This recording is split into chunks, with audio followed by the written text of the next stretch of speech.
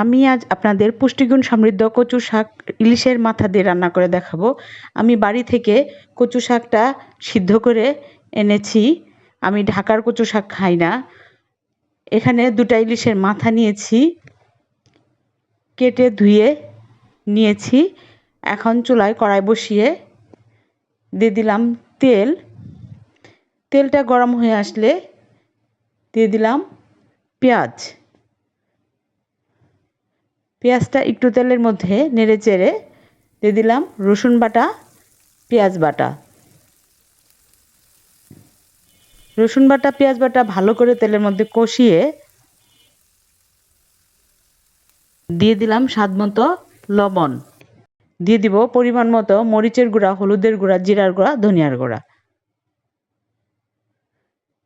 দিয়ে দিলাম ইলিশের মাথা।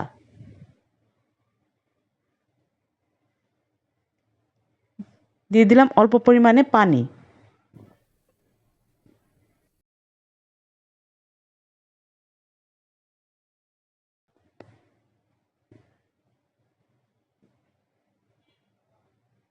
এখন দিয়ে দিলাম আলু।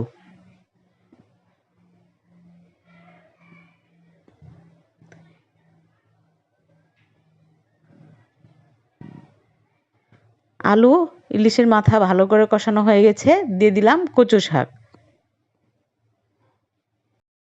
কচু শাক দিয়ে ইলিশের মাথা আমার কাছে তো খুবই টেস্ট লাগে। আপনারা একবার এভাবে রান্না করে খেয়ে দেখবেন। কচু শাক পছন্দ করে না এমন লোকের সংখ্যা মনে হয় কমই আছে।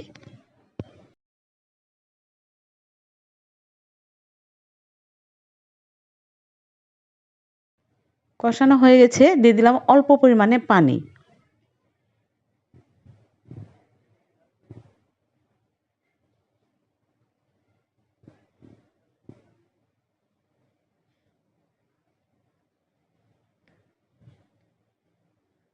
যতক্ষণ পর্যন্ত না পানি একবারে শুকিয়ে যাবে আমি ততক্ষণ পর্যন্তই রান্না করব।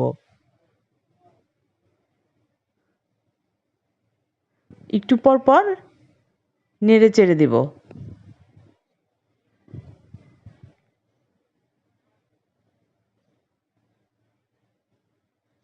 লবণ কম হয়েছিল, আর একটু দিয়ে দিলাম।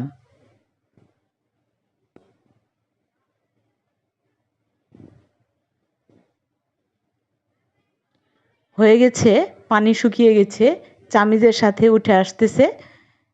আমার এই রেসিপিটি যদি আপনাদের ভালো লেগে থাকে আমার ইউটিউব পেজে সাবস্ক্রাইব করবেন এবং ফেসবুক পেজে ফলো দিয়ে রাখবেন, লাইক করবেন এবং বেশি শেয়ার করে আমাকে পরবর্তী রেসিপি দেওয়ার জন্য উদ্বুদ্ধ করবেন।